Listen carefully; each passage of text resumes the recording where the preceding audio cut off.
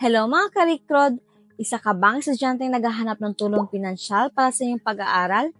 O baka may kakilala kang nangangailangan ng suporta para makamit ang pangarap niyang makapagtapos ng kolehiyo? Ngayong taon, muling binuksan ng Commission on Higher Education or CHED ang kanilang Tulong-Dunong Program or TDP para sa mga kwalipikadong estudyante. Sa video na ito, aalamin natin ang mga benepisyo, kwalifikasyon, at proseso ng pag-a-apply upang matulungan kayong makakuha ng financial assistance para sa inyong edukasyon. Kaya siguraduhin panoorin ang video hanggang dulo para sa kumpletong detalye. Ano ang CHED Tulong-Dunong Program or TDP at bakit ito mahalaga? Ang CHED Tulong-Dunong Program or TDP ay isang financial assistance program ng Commission on Higher Education or CHED na may kakulangan sa pinansyal na kakayahan. Sa pamamagitan ng programang ito, maaaring makatanggap ng 7,700 pesos kada semester ang mga kwalipikadong estudyante upang magamit ang matrikula, miscellaneous fees, at iba pang gastusin sa pag-aaral. Di tulad ng ibang scholarship programs, ang TDP ay hindi nangangailangan ng mataas na academic standing, ngunit inuuna ang mga nangangailangang estudyante. Mahalaga ang programang ito sapagkat nagbibigay ito ng pantay na oportunidad sa mga mag-aaral mula sa mahihirap na pamilya upang may pagpatuloy nila ang kanilang edukasyon. Ang mataas na gastusin sa kolehiyo ay isa sa mga pangunahing dahilan kung bakit maraming estudyante ang humihinto sa pag-aaral. Sa pamamagitan ng TDP, nababawasan ang hadlang na ito at mas maraming Pilipino ang nabibigyan ng pagkakataong makapagtapos sa kanilang kurso. Bukod sa direktang benepisyo sa mga estudyante, nakakatulong din ito sa pag-unlad ng bansa dahil mas maraming mamayan ang makakuha ng mataas na edukasyon. Ang pagkakaroon ng mas maraming college graduates ay nagbubukas ng mas maraming trabaho at nagpapalakas ng ekonomiya. Kaya naman, ang CHED-TDP ay hindi lamang isang simpleng financial aid program, kundi isang mahalagang hakbang patungo sa isang mas maliwanag na hinaharap para sa maraming Pilipino. Mga kwalifikasyon at requirements sa pag-a-apply. Mga karikrod, upang kayo ay maging kwalipikado sa CHED Tulong-Dunong Program, kailangan na matugunan ng isang aplikante ang ilang mahalagang pamantayan. Una, dapat siya ay isang Pilipinong mag-aaral na naka-enroll o planong mag-enroll sa alinmang state universities and colleges o CHED-recognized private higher education institutions. Pangalawa, ang kanyang pamilya hindi dapat magkakaroon ng taunang kita na higit sa 400,000 pesos, maliban kung may special circumstances na nagbibigay katwiran sa aplikasyon. Isa sa pinakamahalagang rekisitos ay ang pagsumite ng mga kinakailangang dokumento.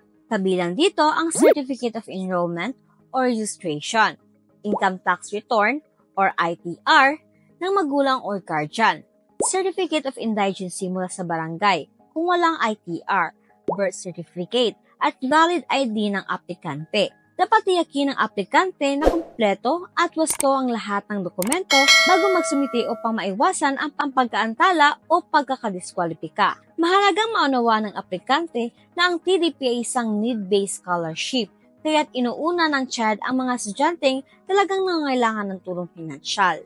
Ang tamang pagsunod sa mga kwalifikasyon at kumpletong dokumento ay malaking tulong upang mas mapabilis ang aplikasyon at mapili bilang isa sa mga benepisyaryo ng programa.